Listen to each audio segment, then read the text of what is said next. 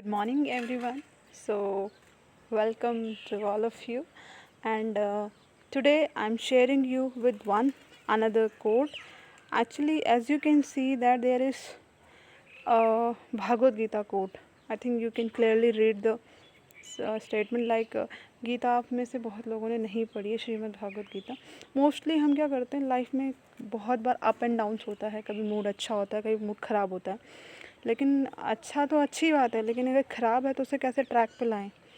तो कुछ चीज़ें हम क्या करते हैं, मोटिवेशनल स्पीच सुनते हैं, इंस्पिरेशनल वीडियो देखते हैं। लेकिन अगर आप अपने ही कल्चर की कोई बुक्स पढ़ लो तो आपको अपने आप ही मोटिवेट हो जाओगे। जैसे गीता आप में से बहुत लोगों ने नहीं पढ़ी होगी, लेकिन मैंने आई थिंक बचपन में पढ़ी है, 6, 7, 8 से पढ़ी है, क्योंकि हम विद्या मंदिर के बच्चे थे। आपने सुना होगा, एक स्कूल है ना, सरस्वती विद्या मंदिर।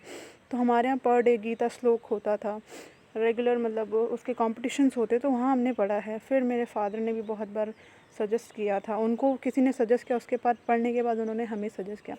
तो मैं भी मतलब पढ़ती हूँ मैं गीता, मतलब मैंने पढ़ी है काफ़ी बार। बहुत बार मुझे चीज़ें समझ नहीं आई हैं, क्योंकि जब आप पढ़ोगे उसके लिए उस टाइप का माइंडसेट होना बहुत ज़रूरी है। लेकिन क्या होता, पढ़ पढ़ के अगर आप किसी चीज़ को बार बार पढ़ते हो तो आपके दिमाग में उसकी इंटरप्रिटेशन स्वयं स्टार्ट हो जाती है, अपने आप ही वो चीज़ें इंटरप्रेट होना या आपको समझ आनी शुरू होती है कि इसका क्या मतलब है। दूसरा, आपके लाइफ एक्सपीरियंस, अगर आपने कोई अच्छी बात पढ़ी है तो आपको जीवन में कुछ ऐसा एक्सपीरियंस होगा, वो बात आपको आपके सामने दिखेगी। ठीक है। तो आज का जो कोट है वो आप देख रहे होंगे, कर्मण्येवाधिकारस्ते माँ फलेषु कदाचन माँ कर्मफल हेतु भूर्मों ते संगोस्ते कर्मणि। कर्म करने पे तेरा अधिकार है। यानी अगर मैं एक टीचर हूँ तो मेरा काम है स्टूडेंट्स को पढ़ाना, अच्छे से पढ़ाना, उनको इतना अच्छे से पढ़ाना कि वो कॉन्सेप्ट उनके लिए ईजी और अंडरस्टैंडिंग हो। अगर मैं एक वाइफ हूँ तो अपने हस्बैंड के प्रति अपनी रिस्पॉन्सिबिलिटीज़ को फुलफिल करना। अगर आप हस्बैंड हैं तो अपनी वाइफ, अपनी फैमिली, बच्चे, इन सब के लिए आपकी रिस्पॉन्सिबिलिटी क्या है, उसको फुलफिल करना। आप वर्किंग होंगे, क्योंकि आपका एक रोल नहीं है, आपके अलग अलग रोल होंगे। आप कहीं ब्रदर हैं, कहीं फ्रेंड हैं, कहीं ऑफिस कलीग हैं, आपके अलग अलग रोल्स होंगे लाइफ में। तो वहाँ पे आपके अलग अलग ड्यूटीज़ बन जाती है, या कर्तव्य बन जाते हैं, कार्य बन जाते हैं। उनको ईमानदारी से परफॉर्म करना, ऑनेस्टली परफॉर्म करना, दैट इज़ कॉल्ड कर्मण्येवाधिकारस्ते। यानी आपको अपना काम अच्छे से करना है। ठीक है। उसका रिज़ल्ट क्या होता वो नहीं हमें सोचना, क्योंकि जब आपने काम ईमानदारी से अच्छे से किया होगा तो उसका रिज़ल्ट ऑब्वियसली अच्छा होगा। ठीक है। जैसे मैं एक स्टूडेंट हूँ तो मेरा काम होगा स्टडीज़ करना, अच्छे से स्टडीज़ करना, अपनी स्टडीज़ पे फोकस रखना। ठीक है। या अगर मैं किसी पर्टिकुलर ऑर्गेनाइजेशन से जुड़ी हूँ जहाँ पे मैं कोई काम करती हूँ, कुछ भी काम हो सकता, सबके अलग अलग काम होते हैं, क्योंकि हम देखते हैं ना, अपने आसपास ही देखो, सबके अलग अलग काम होते हैं। कोई झाड़ू मारने वाला होगा, कोई दूध बेचने वाला होगा, कोई टीचर होगा, कोई सब्जी बेचने वाला होगा। लेकिन अगर हर इंसान अपना काम ईमानदारी से करें, अपना कर्म अच्छे से करें, और हमें अपने पे ही फोकस करना मोस्टली, क्योंकि परेशान हम होते हैं, दूसरा नहीं। ठीक है। जैसे मैं हूँ, अगर मैं ही अपना काम अच्छे से नहीं करूँगी तो मेरी जगह कोई और नहीं आएगा करने के लिए, मैं खुद परेशान होंगी। और अगर मैं अपना काम अच्छे से करती हूँ तो दैट इज़ मुझे आत्मसंतुष्टि होगी कि हाँ, मैंने अपनी ड्यूटी परफॉर्म की है, अच्छे से परफॉर्म की है। तो इसका क्या मतलब है कि हमें अपना काम अच्छे से परफॉर्म करना चाहिए, तब हमें कोई टेंशन नहीं होगी। I hope. वैसे तो आपने बहुत बार हर जगह सुना होगा, लेकिन रिमाइंड कराने से क्या होता है, ये चीज़ें जब हमें ज़रूरत पड़ती है ना लाइफ में डिसीजन लेने की, डिसीजन कहाँ पे लेना होता है। जैसे एक सिचुएशन में दो आप घर पे हो और आपका मन नहीं कर रहा है कुछ भी काम करने का, लेकिन अगर आपको पता है कि ये आपका ड्यूटी है, ये आपकी कर्तव्य है, उस रोल में फिट होता है, तो मन से नहीं करना, हमें अपने ड्यूटीज़ को परफॉर्म करना है उस समय। या अगर आप स्कूल में हैं या फिर ऑफिस में हैं, आपका काम करने का मन नहीं है, लेकिन आपको जिस काम का पे किया जा रहा है, पेमेंट किया जा रहा है, क्योंकि आप फ्री में तो कुछ नहीं करते होंगे, सब कुछ का पेमेंट मिलता होगा। ठीक है। तो उसको अच्छे से परफॉर्म करना है, उस पर जिस समय वो काम कर रहे हैं उसको अच्छे से परफॉर्म, दैट इज़ कॉल्ड कर्मण्डे। हमारा कर्म करने पे अधिकार है, फल तो उसके अकॉर्डिंग ही होगा। जैसे एक बच्चा साल भर पढ़ता है तो ऑफ कोर्स उसका रिज़ल्ट अच्छा होगा, ऐसा हो ही नहीं सकता कि उसका रिज़ल्ट अच्छा ना हो। हाँ, अगर वो लास्ट में उसकी तबीयत ख़राब होगी वो दैट इज़ डिफरेंट थिंग, वो तो बिल्कुल वो है ना एक्स्ट्रा सर्कमस्टांसेस है कि कभी कभी ऐसा हो जाता है, बट ऐसे rare of the rare circumstances है। बट अगर उसने मेहनत की है वो कहीं ना कहीं काम आती है, अगर उसने कर्म किया है तो उसका बेनिफिट ज़रूर होता है। ठीक है, तो ये कोट मैंने क्यों बनाया, एक्चुअली बहुत बार जब हम लेज़ी फील करते हैं, जब हमें लगता है कि कुछ करने का मन नहीं है, हम बैठे रहें कुछ भी, वहाँ पे आप यहाँ पे वो मुझे हेल्प करता है। मतलब वहाँ पे मुझे लगता है कि मेरा काम क्या है, मेरी ड्यूटी क्या है, जो मेरी ड्यूटी है मुझे वो परफॉर्म करनी है, आइदर मेरा मन हो चाहे ना हो।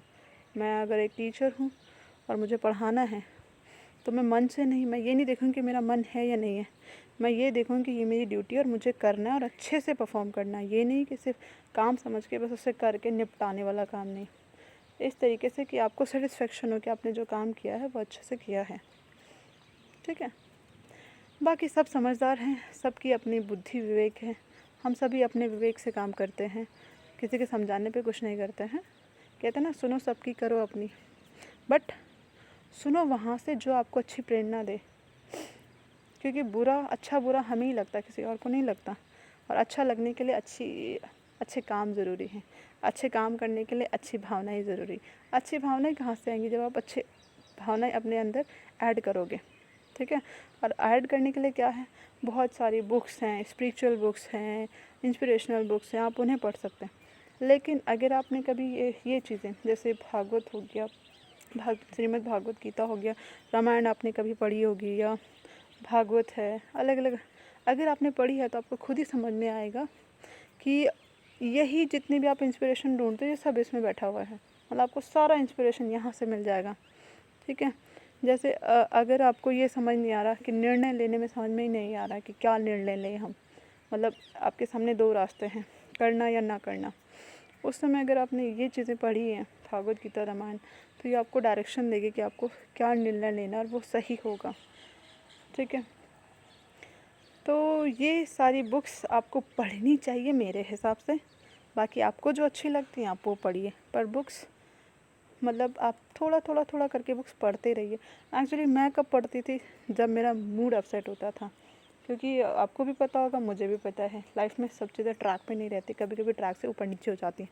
तो ट्रैक पे रखने के लिए रीडिंग करते हैं। रीडिंग करने से क्या होता है कि आपका दिमाग एक स्टेबल पोजीशन में आता है। जब आप स्टेबल पोजीशन में आते हैं तब आप कुछ सोच पाते हैं, और जब सोच पाते हैं तो कुछ डिसीजन ले पाते हैं। क्योंकि दौड़ता हुआ इंसान कभी डिसीजन नहीं ले सकता ना, बैठा हुआ इंसान ही डिसीजन ले सकता। अब माइंड अगर दौड़ रहा है 100 बातों में तो वो कभी कोई डिसीजन नहीं ले सकता। माइंड अगर स्टेबल है और वो हर चीज़ के बारे में अच्छे से सोच रहा है तभी वो प्रॉपर डिसीजन ले सकता है। तो स्टेबल करने के लिए, रिलैक्स करने के लिए उसको फोकस्ड होना पड़ता है। फोकस होने के लिए उसे किसी एक चीज़ पे ध्यान देना पड़ता है, और एक चीज़ पे ध्यान देने की या तो आप मेडिटेशन करते हैं या फिर आप रीडिंग करते हैं। ठीक है, और दूसरी बात, बहुत लोग कहते हैं मन नहीं लगता है। जब मन ना लगे फिर भी करो किसी काम को, क्योंकि मन का तो आपको पता ही है, हर बुरी चीज़ में सबसे पहले लगता है, हर अच्छी चीज़ में सबसे बाद में लगता है। उसे सिर्फ आदत दिलानी है मन को। तो अच्छी बुक्स पढ़ने की आदत होनी चाहिए, मतलब मुझे है, इतना मैं जानती हूँ, बट अगर आपको भी होती है तो बहुत अच्छी बात है। अदरवाइज़ हैप्पी हो तो कोई ज़रूरत ही नहीं है, लेकिन थोड़ा अप डाउन है तो definitely do something good for yourself. So मिलते हैं नेक्स्ट कोड के साथ। Thank you so much, have a nice day. I hope you all are doing well, enjoy and read good books, that will make your life. Actually ये easy नहीं करेगा but direction देगा। Tough situation आएंगी लेकिन आपको एक guidance मिलेगा और आप अच्छे से उसे टैकल कर पाएंगे। Thank you, have a nice day, take care.